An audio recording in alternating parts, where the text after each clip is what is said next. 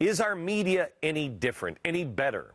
Or is it just a propaganda arm that is promoting the party line? Let me show you what happened with Janet Napolitano. This woman is amazing. Here she is admitting that terrorists, yes, terrorists, are coming across the border, but only once in a while. Watch. My question is there any credible evidence that these reports are accurate and that terrorists are in fact crossing our southern border with the intent to do harm to the American people? With respect, there have been, and the Bob C.R. matter would be one I would refer to that's currently being adjudicated in the criminal courts from time to time, and we are constantly working against different and evolving threats involving various terrorist groups and various ways they may seek to enter the country. What I can tell you, however, is that the southern border, the U.S.-Mexico border, is heavily staffed at record amounts of manpower, material, infrastructure, and the like. And we are constantly making sure we're doing all we can to make that border as safe as possible. Yeah. Somebody's eating all my brain candy. It makes me sad. But at least I know that our border is completely safe. They're doing all kinds of stuff. If there's any problem, it's the Canadian border. Now, if you remember right, we were told that the Department of Homeland Security is there to keep us safe from what? From another 9/11, right? That's why we had to have it, right now. Have to have it. A lot of people are like, no, I don't think we should have this. It sounds like a really bad, spooky department. Nope, have to have it. Otherwise, we're going to have terrorists all over our country. Now they come out and say, yeah, they're coming across the border, but only from time to time. Oh. So I feel totally safe. I mean, from time to time. There's no follow-up from the press. No follow-up when the press says, you know, hey, what about the border? And the president comes out and gives a speech. Border fence? Now it's 5% complete. Well, basically, the border fence is done. Really? Then they wanted a fence. Well, the fence is now basically complete. No, it's 5%. No one seemed to mind when the Justice Department abruptly decided to dismiss the voter intimidation case against the Black Panthers, even though it was all set up for a conviction. It was all there.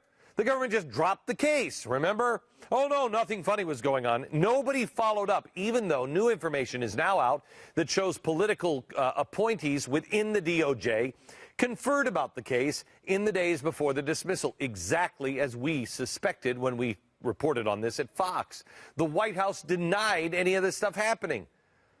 But it did. We now know it did. Is the media reporting on it? The media mocked Sarah Palin for her death panel's remark. They were all over me when I suggested that government health care would eventually lead to rationing of medicine. It had to. CNS today claims that 16 states have now set a limit on the number of prescription drugs they're going to cover for Medicaid patients. So in other words, they're rationing. On the flip side, what happens when you oppose the party line? Oh, well, here comes the 70,000 censors. Mitt Romney was absolutely mauled for the supposed gaffe. The media just took him like they were the polar bear over there, just mauled him to death. He's overseas in the UK. He made the oh-so-horrible statement that he found their preparations were a bit disconcerting. The press went into full Romney bash mode. Oh, he's ruined our relationship with England? Really? Watch. He came here to look presidential, to remind voters of his own Olympics resume, instead delivering what some call an Olympic-sized gaffe. The British papers, Mitt Romney's disastrous day. One writer arguing his charm offensive, instead mildly offensive. The lead story on the news. Mark, if he's here to make friends, he's got a funny way of showing it. Exactly. Just overnight, when Britain's Minister for the Olympics was asked whether Romney would help carry the torch at tonight's opening ceremonies. Probably certainly not after today. A day in which the mayor of London took on Romney in front of 60,000 people in Hyde Park. There's a guy called Mitt Romney who wants to know whether we're ready. He wants to know whether we're ready. Are we ready? Are we ready? Yes, we are. Yes, oh, and they are. Now that the games have started, Mitt Romney's concerns are beginning to look a little accurate. The stadium seats are packed. I mean, so many people are... Okay, well, don't look at that picture. Okay, I mean, there's teachers and kids out of school and military people that are being brought in to fill the gaping holes in the crowd. But okay, well, you got that picture too. But so far, no apologies have been offered to Romney. They're just going to leave America with the impression that he botched our relationship with the UK, an impression the media failed to convey when Obama shipped back the bust of Winston Churchill and gave the Queen an iPod and a DVD player that doesn't even work.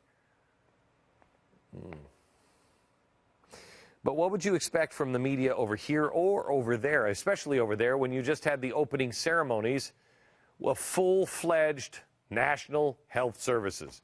Full-fledged propaganda spelling out NHS. I mean, we have a president and a media, and it's globally, that's headed towards lies, deception, and control. Terrorists penetrating the border? Who cares? But watch out for those radical Tea Partiers causing civil unrest soon. Now let's look where you're headed. You see, there are two kinds of Americans. There's one type, we've seen it over and over and over again, the violent flash mobs willing to commit all kinds of crimes just to get a pair of free jeans or whatever, fight on camera just for a shot of YouTube fame. Over and over and over again, we've seen these crazy, crazy things. But then there's the other American. We saw them at the Restoring Love event this last weekend. People with a genuine love for their fellow man and their country. Just yesterday morning, the first of 14 food trucks reached its destination. Today, one hit Brooklyn. There's another one that's going to hit the Navajo Indian Reservation later on today. This is unprompted. This is without any kind of crisis. This is in the middle of the summer. They can't get people to do this during Thanksgiving or Christmas. This was in the summer. Tell me any time in the history with a Republican or a Democrat where they've gotten people together and they've donated something like this to 11 different cities, one of them being the Navajo Nation. Navajos didn't ask us. We asked them. There's a generation of people who get it. Both parties are the problem, and we need a change in principle, not just the party that the office holds. Ted Cruz is going to win today in Texas, I think big.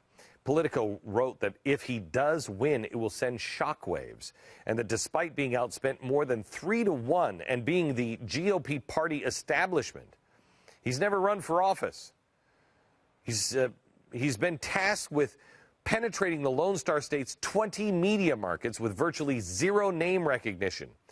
Cruz is a well-positioned candidate to upset Lieutenant Governor David Dewhurst. This will be another impressive string of Tea Party victories. America, you've already won. Progressives have been leading us astray for decades, and you have successfully begun the long process of turning the Titanic around. And the more it falls apart, the more the media will spin tales about how this president shot 7 holes in one during his last round, how he got a little angry and caused the oceans to recede, how he's never gone poopy in the potty, how a little sparrow told him how he needed another stimulus package, and a double rainbow appeared suddenly when the president announced Obamacare. But here's the thing. It doesn't matter how many fairy tales they spin. It always falls apart in the end. Always. A listener just sent this to me, and I just think this is amazing. This is from the Chicago Daily Tribune, the world's greatest newspaper, December 30th, 1937. This is the time when people thought that we were going to become a dictatorship. It felt very much like this because the country was headed in exactly the same way and doing the same things. But on this, you'll see Roosevelt bill, Bear's plan to boss businesses. He was asking people to, if you wanted to have a business in the United States, You had to have a federal license to start a business. People said, I don't think so, Franklin. But that's where we were headed. He was afraid that you were trying to undercut things. You were trying to do things that, others can't. All of it was designed to help the giant corporations, all of it. That's who the Democrats were and really always have been. Progressives get into bed with giant corporations that don't mind that big government control. The Republicans do it as well, but they're all progressives. Washington said, let us raise a standard to which the wise and the honest can repair. The rest is in the hands of God. That's us. We are the wise and the honest, or we're trying to be. I saw you last week. I know who you are. You're pretty impressive. You are going to be the people that change the course of this country. But, just in case, keep a journal. Keep a journal. The truth is not being reported.